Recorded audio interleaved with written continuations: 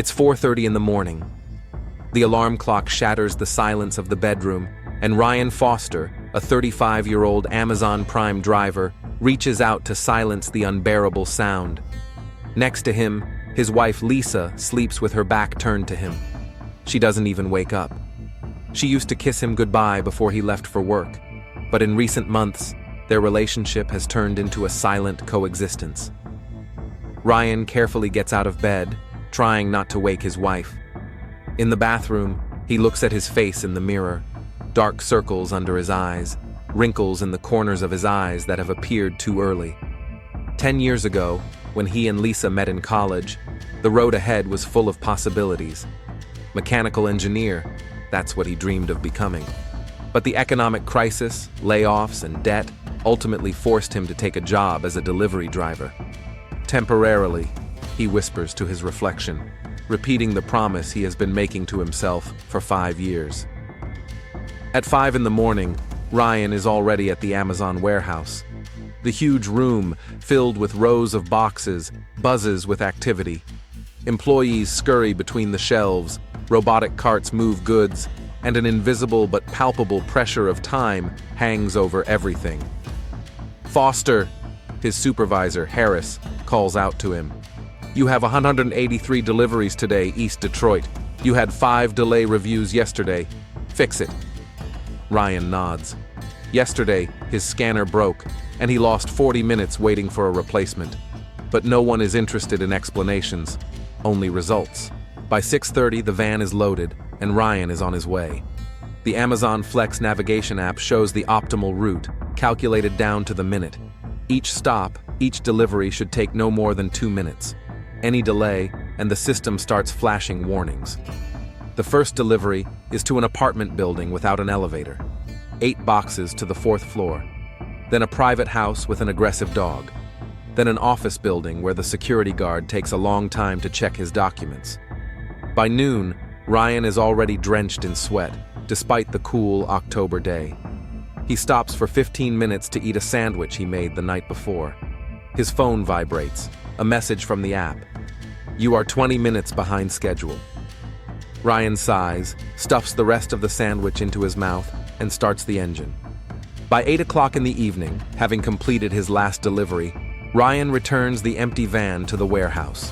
13 hours on his feet, 179 successful deliveries, 4 returns due to no one being home. At home, he is greeted by semi-darkness. Lisa hasn't come home from work yet, even though her shift at the insurance company ends at 5. Probably a company dinner, Ryan thinks, although such events have become more frequent in recent months. He opens the refrigerator. It's almost empty. On the kitchen table is a stack of bills: mortgage, utilities, credit card, health insurance. Ryan takes out his checkbook and calculator. After all the payments, there is so little left that it's not even enough to repair the leaky roof in the bathroom. At 11:30, the front door slams. Lisa walks into the kitchen, smelling faintly of wine and expensive perfume that Ryan doesn't recognize. "You're late," he says, without looking up from his bills. "The corporate party ran late," she replies, without looking at him. "A new client signed a big contract." Ryan nods. He wants to talk, to tell her about his day, to ask about her work, but he's too tired for the argument that will inevitably follow. Once, they could talk for hours, make plans, dream about the future. Now, there is a wall between them. "I'm going to take a shower and go to bed," says Lisa, placing her cup in the sink. Ryan notices that her lipstick is brighter than usual, her hair is more carefully styled, and her blouse is new. Corporate culture, he thinks, remembering how he spent the whole day in his sweaty Amazon uniform. He hears the water turn on in the bathroom.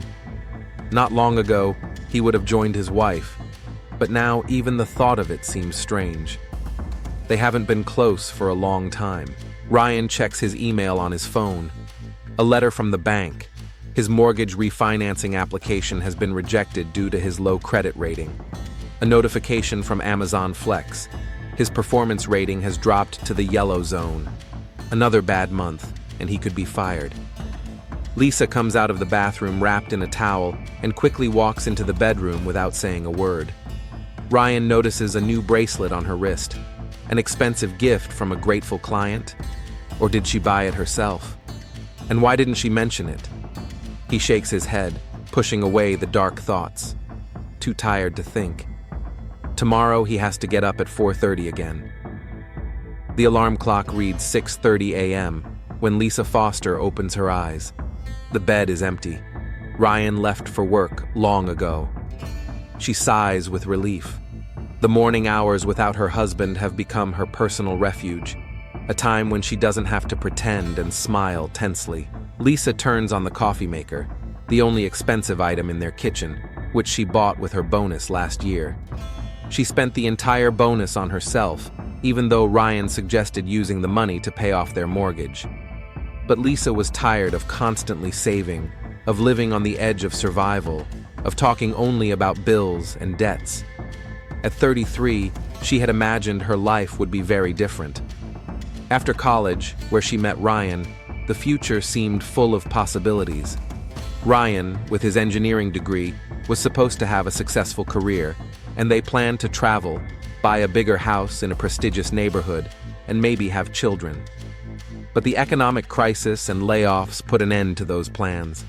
Ryan worked odd jobs until he got a job at Amazon 5 years ago. The temporary job became permanent, and dreams were put on the back burner. Lisa looks at her reflection in the bathroom mirror. 33 years old, and what has she achieved? A job as a junior insurance agent with a salary that barely makes ends meet, and a husband who is a delivery driver and comes home too tired to even talk. She opens the closet and takes out a new blouse she bought last week. $200 was an unaffordable luxury for their budget, but she didn't tell Ryan that, nor did she tell him about her other purchases in recent months.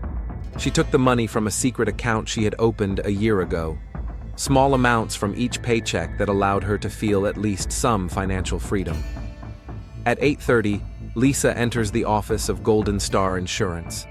The small firm occupies the 3rd floor of an office building in downtown Detroit. Glass partitions, soft lighting, the smell of expensive coffee. All of this creates an impression of solidity and reliability. "Good morning, Lisa," smiles Jessica Clark, her colleague and only close friend. "You look great." "New blouse?" "Yes," Lisa smiles. "A little gift to myself." Jessica nods understandingly.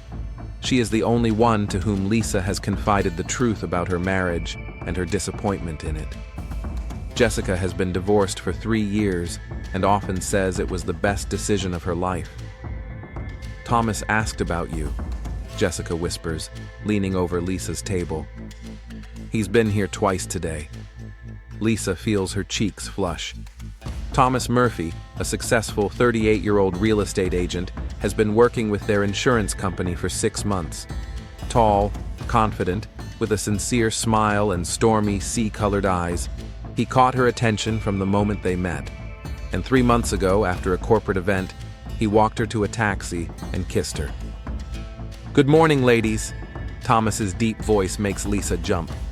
She turns and sees him standing in the doorway of their office, impeccably dressed in a dark blue suit and holding coffee for her.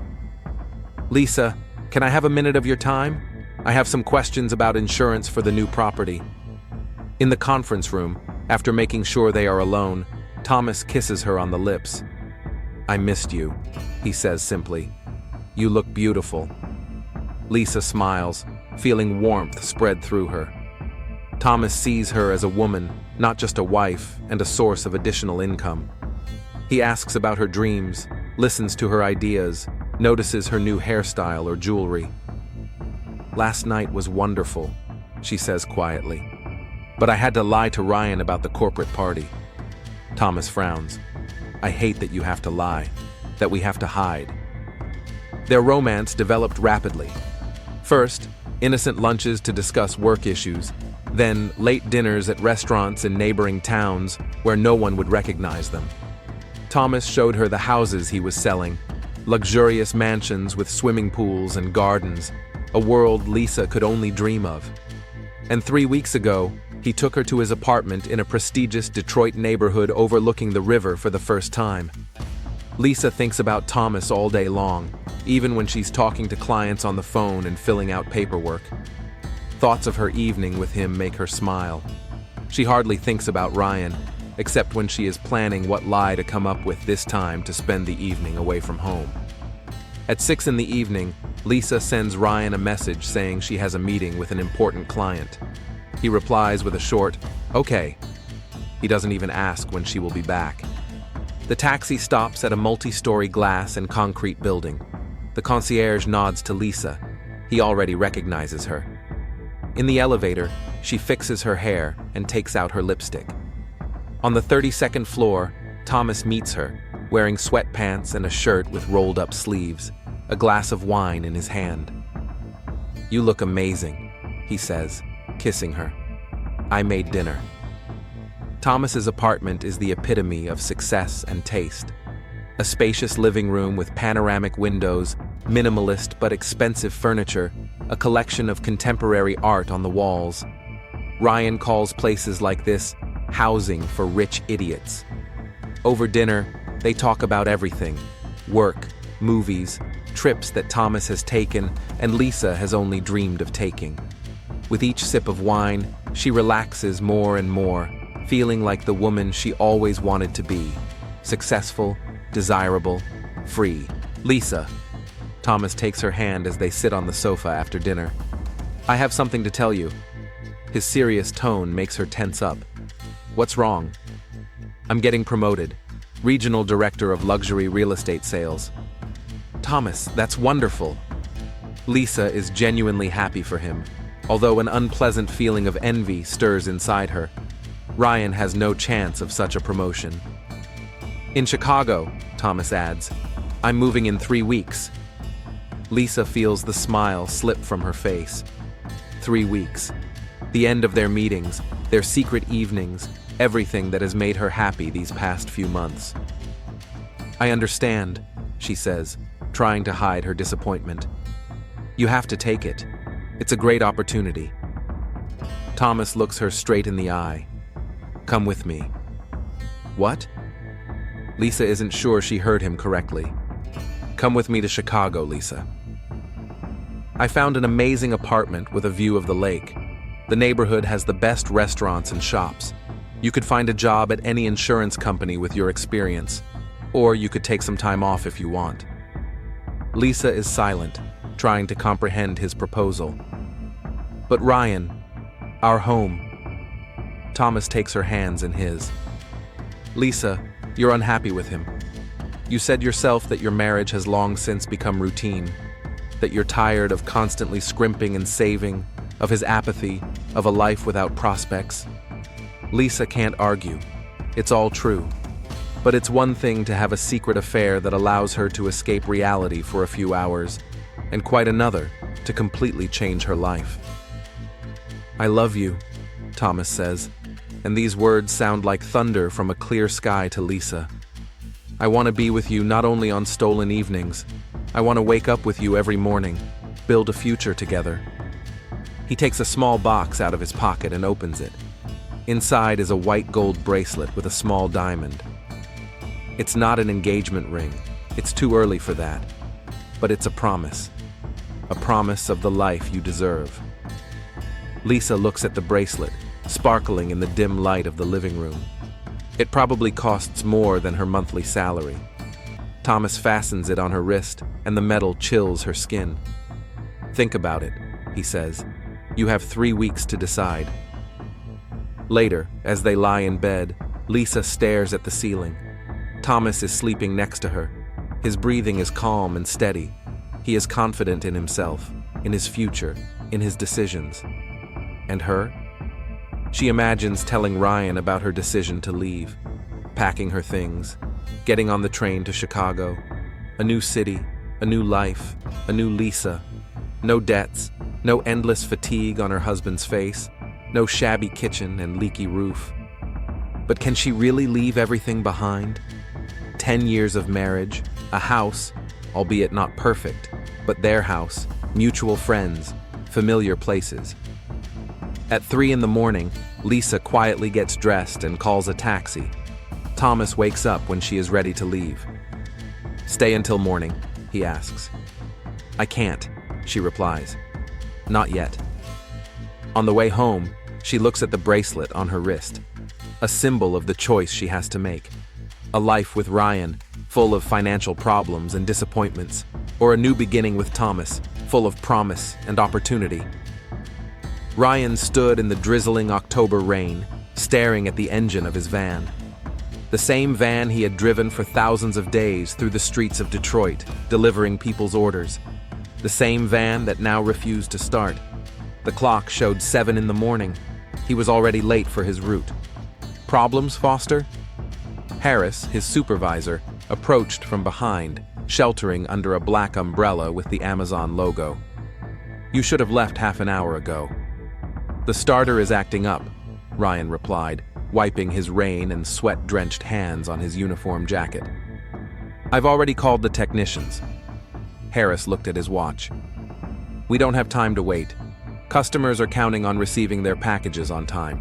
Take a spare van." "But it's smaller. I can't fit my entire route in it." "Then you'll have to make 2 trips." Harris shrugged as if it weren't his problem. "Your rating is already in the yellow zone, Foster. Don't make it worse." Ryan clenched his teeth to keep from saying something he would regret. Just 3 months ago, he had one of the best ratings among drivers. Then his scanner broke, a customer complained about a wet box, and the GPS system sent him down a road that was closed for repairs. A series of minor mishaps that the system turned into statistics against him. The replacement van was not only smaller, but also older. The seat couldn't be adjusted to his height, the heater was only half as powerful, and the windshield wipers left wide, cloudy streaks on the glass. Ryan loaded as many packages as he could, about 2/3 of his daily route. The first 2 hours went relatively smoothly, but on the 3rd delivery, the scanner refused to read the barcode. Ryan had to manually enter the 20-digit code for each of the 16 boxes. 40 minutes delay. By noon, the system was already flashing red, indicating that he was 1 hour and 43 minutes behind schedule. His phone vibrated, a message from Harris. "The situation is critical. Fix it immediately." Ryan skipped lunch, then his bathroom break. He drove the van around town, exceeding the speed limit by 5 to 10 miles, stopping at each house for only a minute. He threw packages onto the porch without waiting for a response. He took photos of the deliveries literally on the run. At 3 o'clock in the afternoon, after delivering to an apartment complex, Ryan returned to the van and found a parking ticket on the windshield. Illegal parking, $90. He crumpled the paper and threw it on the passenger seat, adding it to the pile of other tickets, the 4th one this month. At 4:30, he returned to the warehouse for the 2nd batch of packages. Harris was waiting for him, tapping his foot impatiently. "You've only delivered 62% of today's orders, Foster. The other 38 have to be with the customers by 8 o'clock. "I won't make it." Ryan shook his head. "It's physically impossible." "Then find a way to get faster," Harris snapped. "Or find another job." Those words haunted Ryan as he set out on his route again. Find another job? Easy to say. At 35, with no experience in his field for the past 7 years, with a credit rating that barely allowed him to borrow an extra $100. Delivery was all he had left. By 7:30 p.m., it was clear he wasn't going to make it. He had 12 addresses left, scattered all over East Detroit. Customers were already starting to call with complaints. The system was sending warning after warning. His head was splitting from the tension. At 9 p.m., Ryan delivered the last package. The elderly woman who opened the door looked annoyed. "I've been waiting all day. My order was supposed to arrive by 5. "I'm sorry," Ryan muttered. "There were problems today with—" "I don't care about your problems," the woman snapped, snatching the package from his hands. "I'm going to complain to Amazon. The service is terrible." Ryan trudged back to the van. Another complaint. Another nail in the coffin of his career. His hands trembled with fatigue as he entered the code to report the delivery as complete. A system message appeared on the screen. Your performance rating has been lowered to the red zone. Consultation with management is required. The red zone, the last step before dismissal. Ryan returned to the warehouse at almost 11 in the evening. Harris had already left, leaving a note on the windshield of his personal car. Tomorrow at 8 in the morning, a conversation about your future with the company. Don't be late. The house was dark. Lisa wasn't home yet. For the past 2 weeks, she had been staying late at work or going to meetings with clients almost every evening. Ryan looked in the fridge.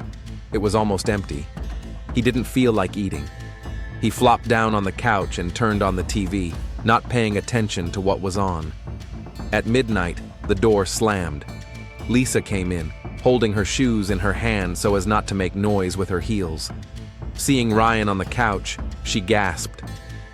"I didn't expect you to still be awake," she said, putting her bag on the table in the hallway. "It's been a tough day," Ryan replied, without taking his eyes off the TV. Lisa went into the kitchen and poured herself a glass of water. "Me too," she said after a pause. "A client couldn't decide on insurance." Ryan nodded. He wanted to talk about his problems at work, about the possible loss of his only source of income, about his fear of the future. But something stopped him. Maybe it was fatigue, or maybe it was the growing gap between them. "Ryan, we need to talk," Lisa said suddenly, sitting down in the chair opposite him. He turned off the TV and turned to her. In the dim light of the table lamp, he noticed that her eyes were shining more than usual. She was nervous. "About what?" Lisa took a deep breath, as if she were about to dive into icy water. "I think we need to live apart for a while." Ryan looked at her, not understanding. "What do you mean? Do you want to leave?" "Yes, for a while. I think it will be good for both of us. The last few months have been difficult. We hardly talk. We don't spend time together." "Because we work like crazy," Ryan exclaimed. "I leave the house when you're still asleep, and I often come back when you're not there." "Exactly."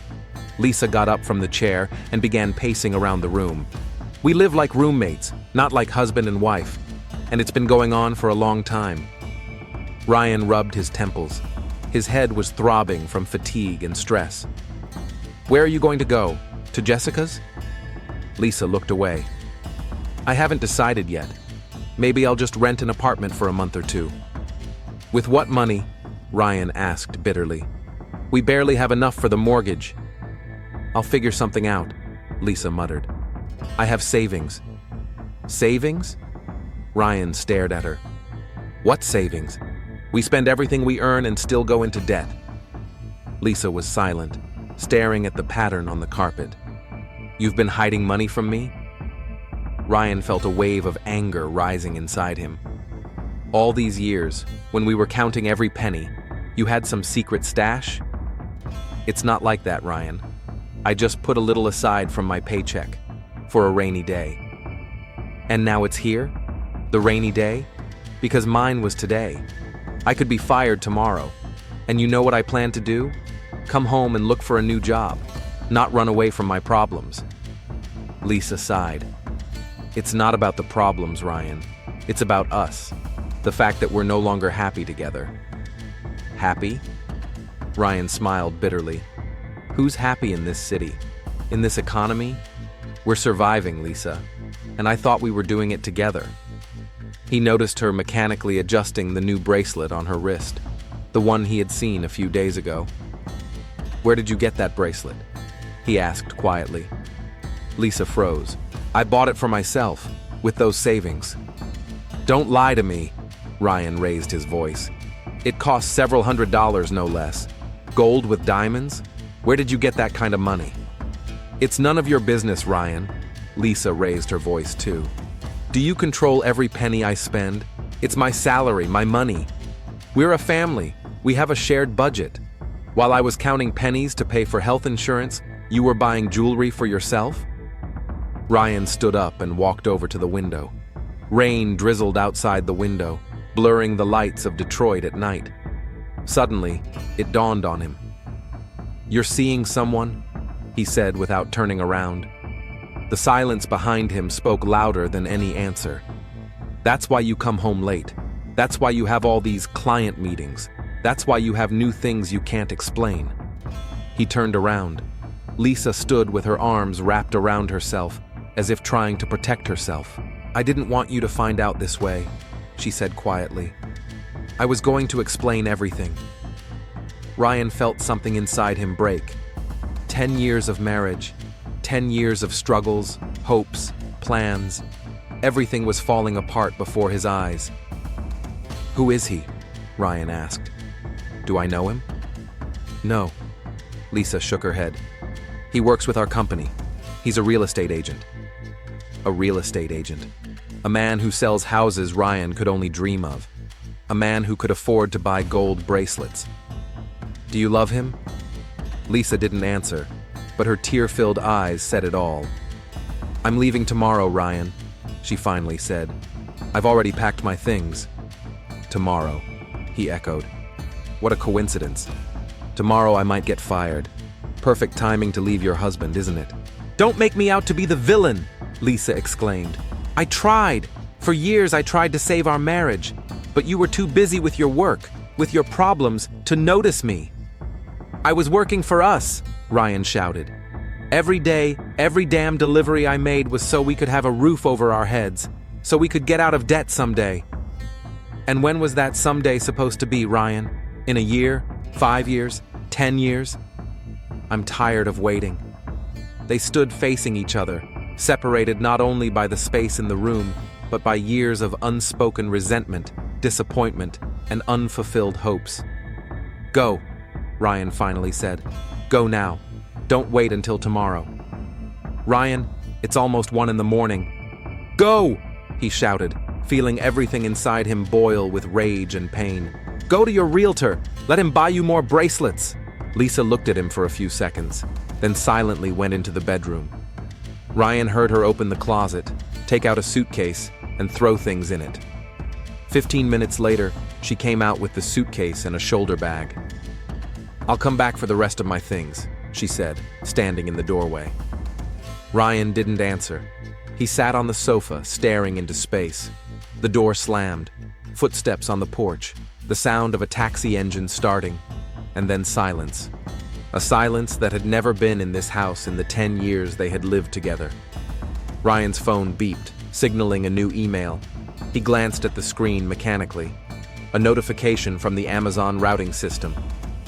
"An error has been detected in route planning. System failure. New routes will be loaded by 6 a.m. Another day, another problem. But now Ryan was alone. Completely alone in the face of a life falling apart. Ryan hadn't slept all night.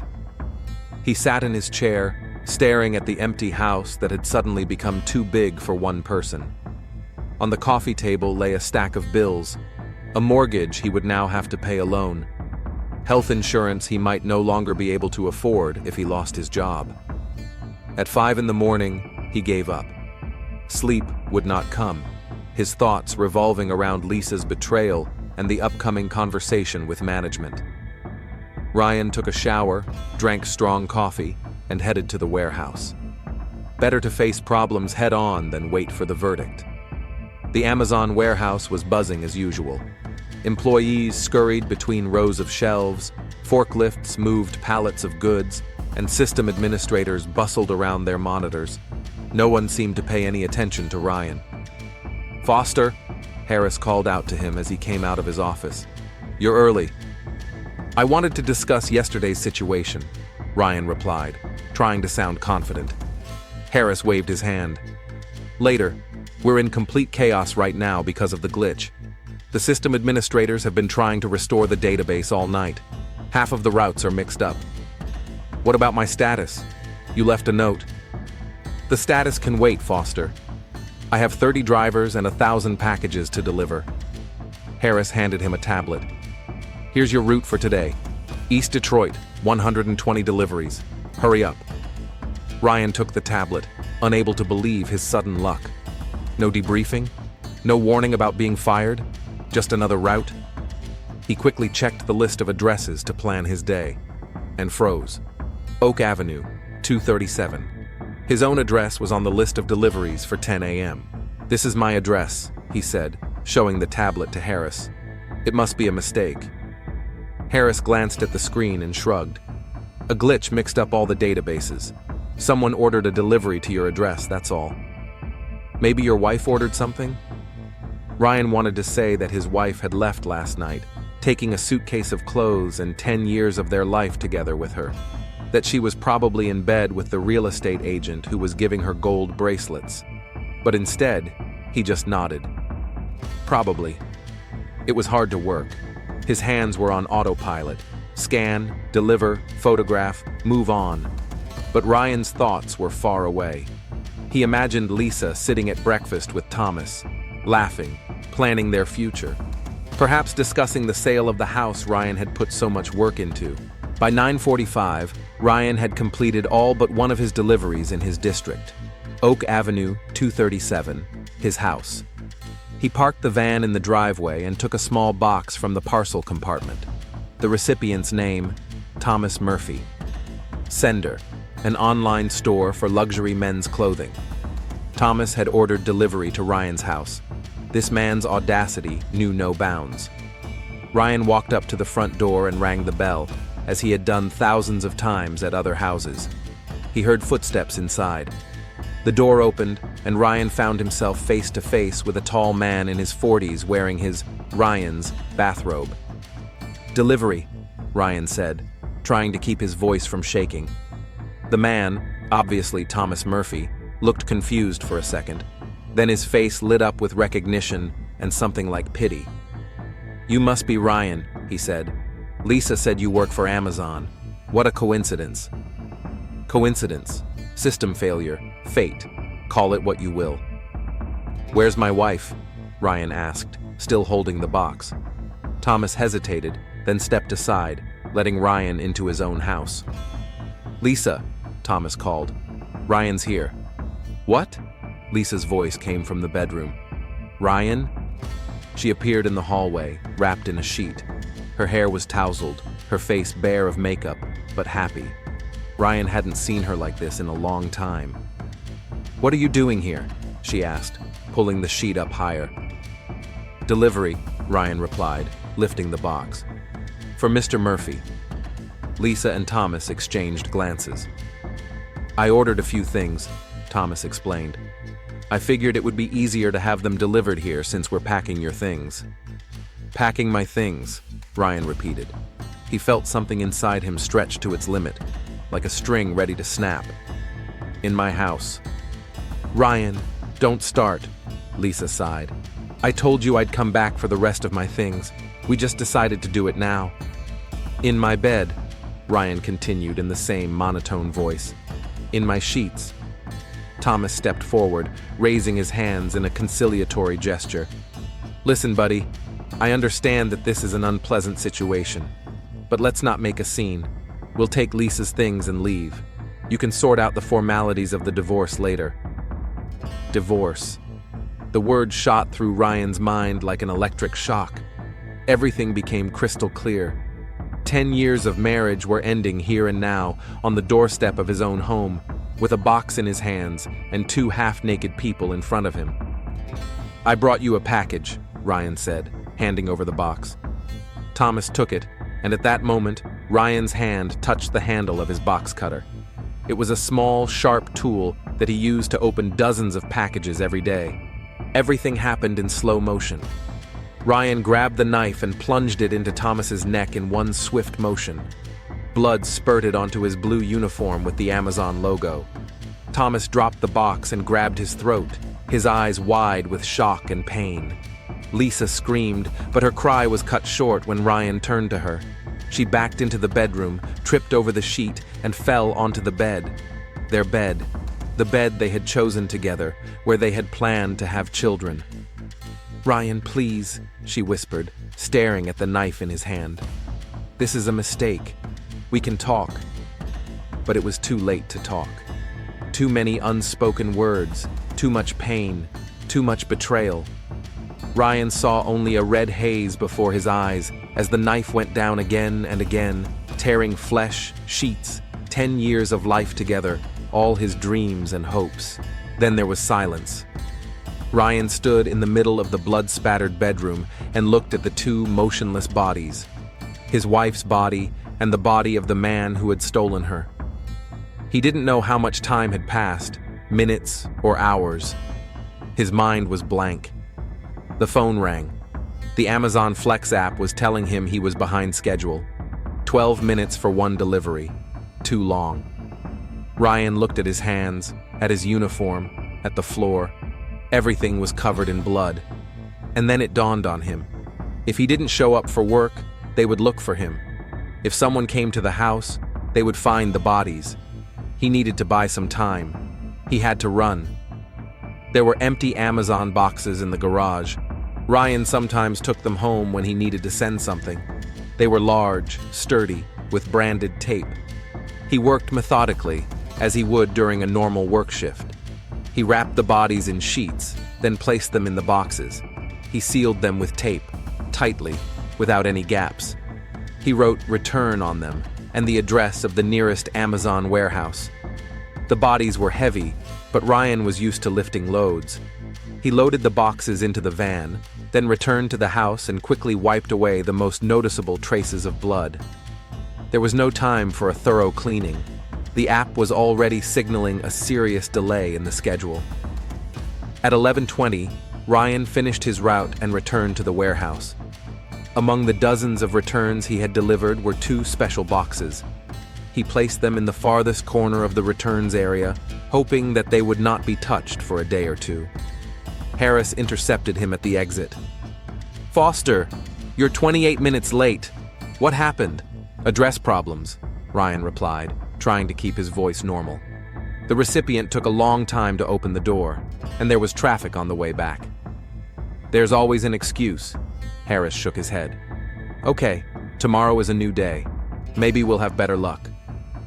Ryan nodded and headed for the exit. He had no plans. He only knew that he couldn't go home. Maybe he would go to his mother in Chicago, or further west. The money in his bank account would allow him to hide for several months. He got into his car and drove out of the parking lot without looking back at the warehouse. He didn't know that in 20 hours, the next morning, the returns department employees would discover a strange liquid seeping through one of the boxes. He didn't know that a young employee would scream when she opened the box and saw its contents. Not knowing that 30 minutes later, the Amazon warehouse would be cordoned off by the police, and Detective Alex Ramirez, a 45-year-old veteran of the Detroit Homicide Department, would be standing over the bodies, examining the wounds, and making his first conclusions. 27 stab wounds, the forensic scientist would say, examining Lisa's body. Judging by the depth and nature of the wounds, a knife with a short blade, possibly a stationary knife or a box cutter. Detective Ramirez would nod, writing the information in his notebook. "Have the identities been established?" he will ask. Preliminary.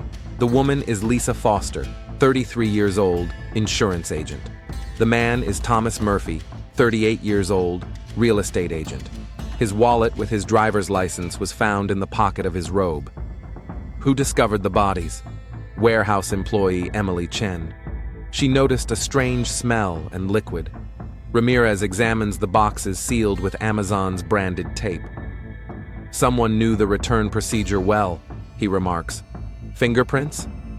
We're processing them. But considering how many people handled these boxes, check the surveillance cameras. Who made returns yesterday?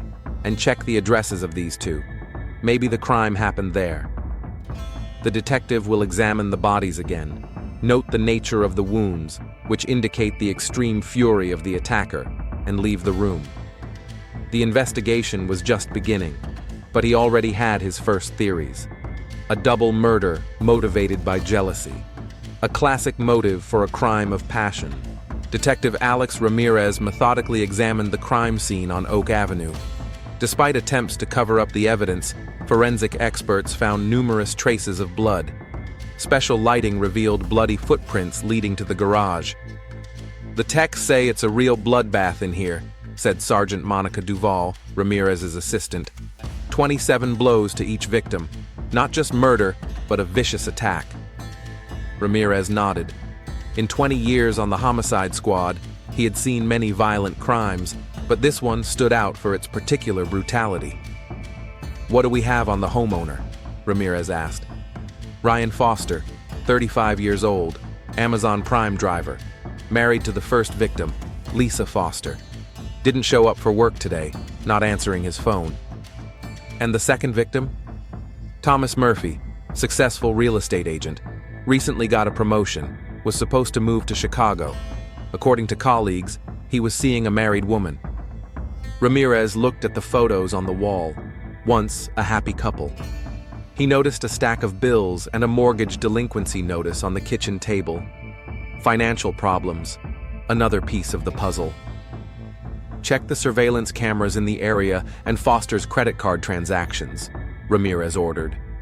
In the bedroom, the forensic technician handed the detective an Amazon employee badge found under the bed with the name Ryan Foster on it. Duvall returned with new information. The cameras recorded an Amazon van leaving at 10:45. The last transaction on Foster's card was for gas in the suburbs. The suspect's mother lives in Chicago. "Send an alert to Chicago police," Ramirez said. "Warn them that the suspect may be armed." At that moment, the phone rang. "We're in luck," Ramirez said after a brief conversation. The van's GPS tracker recorded an unplanned 28-minute stop on Oak Avenue, followed by another 4 minutes in a garage. "It's a good thing the killer is a delivery driver and not a professional hitman," Duvall remarked. "So many electronic traces." Ryan sat in his mother's kitchen in Chicago, staring out the window. 36 hours had passed since his life had fallen apart. "You're not eating anything," Eleanor Foster said, placing a plate of sandwiches in front of her son. Ryan looked at his mother, who had asked no questions when he showed up at her doorstep that night. "I'm worried about you," she continued. "What happened to Lisa? Why aren't you at work?" "Lisa and I broke up," he replied. "I couldn't stay in that house." Eleanor squeezed his hand sympathetically. "Stay as long as you need to." At that moment, the blue flashing lights of police cars flashed outside the window. Ryan froze. The doorbell rang like a gunshot. "I'll get it," Ryan said, standing up. "What's going on?" Alarm flashed in his mother's eyes. Ryan hugged her, perhaps for the last time, and went to the front door. 4 police officers stood on the doorstep with their weapons at the ready. "Ryan Foster, you are under arrest on suspicion of the murder of Lisa Foster and Thomas Murphy." "Mr. Foster," Ramirez sat down opposite the arrested man in the interrogation room. "Tell us what happened on Wednesday morning." Ryan spoke monotonously, without emotion, describing the events: a routing system failure, delivery to his own address, discovery of his wife with her lover, murder, concealment of the bodies. "I didn't plan to kill them," Ryan said. "I just broke down when I saw them together in my house." "What did you feel at that moment?" "Nothing, just emptiness, as if everything had disappeared, the past, the future, myself. Only the blows remained." "After the murder, you packed the bodies and took them to the warehouse," Ramirez noted. "That required a cool head." "I was on autopilot," Ryan replied. 5 years of deliveries, thousands of boxes packed. My hands remembered what to do, even when my brain shut down. "Do you realize the gravity of the crime you committed?" Ryan looked up, his eyes full of pain. "I destroyed not only their lives but my own." "Yes, detective. I realize that." Ryan Foster's trial began 4 months later. The story of the Amazon driver who killed his wife and her lover attracted media attention. The prosecutor insisted on first-degree premeditated murder. The defense claimed that Ryan acted in the heat of passion. A forensic psychiatric examination noted signs of chronic stress and emotional burnout. Witness testimony painted a picture of a hard-working man driven to extremes by a combination of problems. Jessica Clark recounted the affair between Lisa and Thomas and their plans to move to Chicago. Harris described Amazon's rating system and the constant pressure on drivers. The jury found Ryan guilty of manslaughter committed in the heat of passion, with aggravating circumstances. The judge sentenced him to 25 years in prison with the possibility of parole after serving 15 years. Detective Ramirez closed the case file.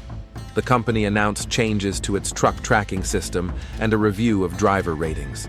Dr. Elizabeth Chan, a forensic psychologist, spoke of a perfect storm, a combination of factors that led to the disaster. For Ryan, that storm was a combination of stress, financial problems, professional burnout, and personal betrayal. And the routing system failure was the last straw. Most murders are committed by acquaintances or relatives of the victims, often under the influence of strong emotions. But in Ryan Foster's case, there was something else. The despair of a man who had tried for years to live up to expectations, but had broken under their weight. The phone on the table rang, pulling the detective out of his thoughts. A new day. A new crime. The cycle of violence continued, and Ryan Foster's last delivery remained in the past, a reminder of how thin the line between everyday life and tragedy can be.